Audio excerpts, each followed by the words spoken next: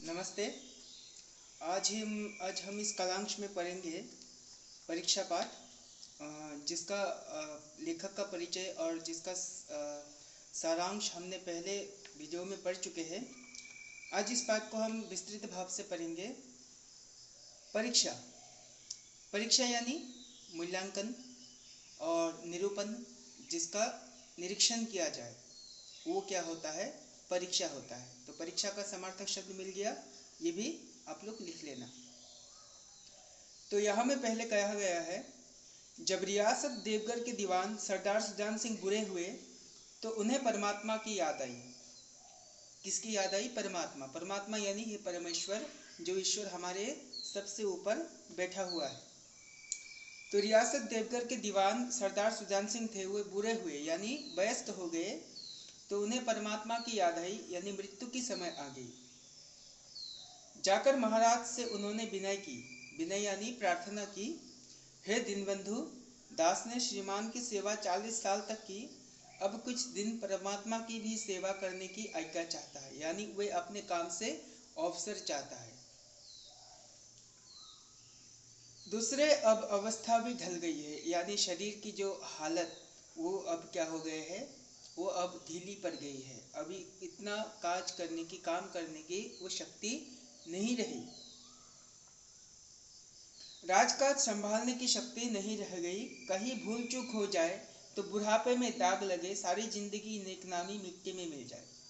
यानी एक इंसान जो किसी कार्यालय में भी, किसी काज में, किसी कर्म में अपना सर्विस देता है, अपना काम करता है, उस ईमानदारी की काम को अगर कहीं भूल चूक से कुछ गलती हो जाए तो सारे जिंदगी के काम में क्या लग जाएगा? एक धब्बा लग जाएगा। तो उस धब्बे को ना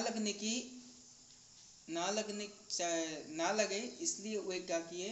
वे बोले कि बुढ़ापे में दाग लगे ये मैं नहीं चाहता, इसलिए मैं इस काम से अब अवसर लेना चाहता हूँ। राजा साहब अपने अनुभवशील और नीति कुशल दीवान का बड़ा आदर करते थे। उन्होंने बहुत समझाया, लेकिन जब दीवान साहब ने ना माना तो हार कर उन्होंने प्रार्थना स्वीकार कर ली। यानी राजा ने दीवान साहब की जो शर्त थी कि मैं अब बूढ़ा हो चुका हूँ, अब मुझे इस राजकाज से क्या दीजिए, अवसर दीजिए। तो राजा ने क्या किया? राजा ने उन्हें स्वीकृति दे दी, हाँ ठीक है, पर शर्त ये लगा दी कि रियासत के लिए नया दीवान उन्हीं को खोजना पड़ेगा। यानी एक व्यक्ति काम छोड़ रहा है तो उस व्यक्ति की जगह तो और एक व्यक्ति को लगाना पड़ेगा। तो उसी काम को करने के लिए और एक दीवान को खोजने की दायित्व तो किसे दिया गया? दीवान सुजान सिंह को दिया गया। दूसरे दिन देश के प्रसिद्ध पत्रों में यह विज्ञापन निकला, देवगढ़ के लिए एक सुयोग्य दीवान की आवश्यकता है। यानी विज्ञापन क्या है? जो प्रचार माध्यम, यानी प्रचार माध्यम के जरिए क्या करना है? प्रचार माध्यम के जरिए उन्हें यह खोजना है कि रियासत देवगढ़ के लिए और एक दीवान का आवश्यकता है। जो सज्जन अपने को इस काम के योग्य समझे वे वर्तमान दीवान सरदार सुजान सिंह की सेवा में उपस्थित हो। यानी जिसे भी इस काम में रुचि हो वो तुरंत आके दीवान सुजान सिंह को क्या करे? रिपोर्ट करे, उन्हें प्रस्तावित करे कि हाँ मैं तैयार हूँ। वे वर्तमान दीवान सरदार सुजान सिंह की सेवा में उपस्थित हो। यह जरूरी नहीं कि वे ग्रेजुएट हो, मगर उन्हें पुष्ट होना आवश्यक है। यानी ग्रेजुएट यानी बीए पास, बीकॉम पास या बीएससी पास, उस तरह का जो टीडीसी होता है, थर्ड ईयर डिग्री कोर्स, वो होना जरूरी नहीं, लेकिन उन्हें पुष्ट होना पड़ेगा, समझदार होना पड़ेगा, और उस काम के लिए उन्हें अधिक मात्रा में समझदार होना पड़ेगा। 1 महीने तक उम्मीदवारों के रहन सहन, आचार विचार की देखभाल की जाएगी।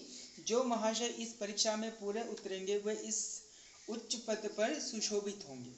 यानी जितने भी कैंडिडेट आएंगे, हर कैंडिडेट को क्या करेंगे? वे लोग परखेंगे, परीक्षा लेंगे। परीक्षा लेने के बाद 1 महीने तक उन्हें देखेंगे कि उनका रहन सहन, उसका कामकाज, उनका परिवेश कैसा है।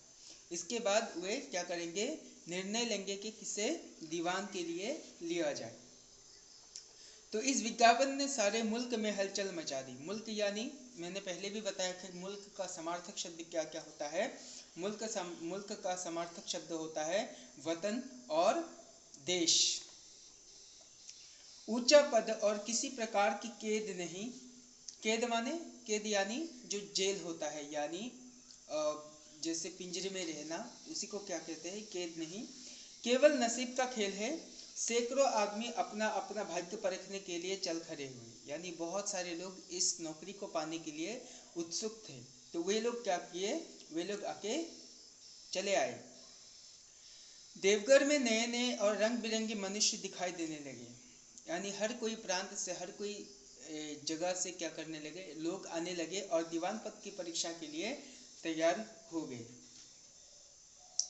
कोई पंजाब से चला आता तो कोई मद्रास से, कोई नए फैशन का प्रेमी था, कोई पुरानी सादगी पर मिटता हुआ था। पंडितों और मौलवियों को भी अपने अपने भाग्य की परीक्षा करने का अवसर मिला, यानी किसी धर्म, किसी जाति, किसी धर्म, किसी वर्ण, किसी वैषम्य, कोई भी भेदाभेद नहीं था। हर कोई अपना परीक्षा, अपना किस्मत आजमाने के लिए वहाँ तैयार था। तो वहाँ में पंजाबी थे, मद्रासी थे, गुजराती थे, हर कोई प्रांत के, हर कोई राज्य के लोग वहाँ में आ चुके थे। इसके बाद वहाँ में मौलवी यानी जो इस्लाम धर्म के धर्म गुरु होते हैं, वो प्रकार के इंसान भी थे और पंडित भी थे। प्रत्येक मनुष्य अपने जीवन को, सरदार सुजान सिंह ने इन महानुभावों के आदर सत्कार का बड़ा अच्छा प्रबंध कर दिया था, यानी आदर सत्कार का प्रबंध क्या कर दिया था, सरदार सुजान सिंह ने कर दिया था। प्रत्येक मनुष्य अपने जीवन को अपनी बुद्धि के अनुसार अच्छे रूप में दिखाने की कोशिश करता था। मिस्टर 9 बजे दिन तक सोया करते थे। आजकल वह बगीचे में टहलते उषा के दर्शन करते थे, यानी जो व्यक्ति पहले 9 बजे नींद से उठता था, वो व्यक्ति अभी क्या करता है, वो व्यक्ति अभी सुबह के 4 या 5 बजे ही उठ जाता है और उठ के उषा का दर्शन, यानी जो सूर्य होता है, सूर्य की किरणों की दर्शन क्या करता है, वो मिस्टर अ करते हैं। मिस्टर अ यहाँ में ऐसे ही पकड़ा गया है क्योंकि बहुत सारे व्यक्ति है, उसमें से एक व्यक्ति का नाम ऐसे ही लिया गया है। जैसे हम लोग मैथ्स में करते हैं ना, धराहल एक्स वाई, इसी प्रकार से इस पार्ट में भी मिस्टर ओ के नाम से लिया गया है। मिस्टर बॉ को हुक्का पीने की लत थी, परंतु आजकल बहुत रात गए किवाड़ बंद करके अंधेरे में सिगरेट पीते थे। यानी जो हुक्का पीते थे, हुक्का यानी जो पुराने जमाने में ऐसे पाइप के जरिए ऐसे मुंह में लेकर पिया जाता है, सिगरेट की तरह जो हुक्का पीते हैं ना, धपा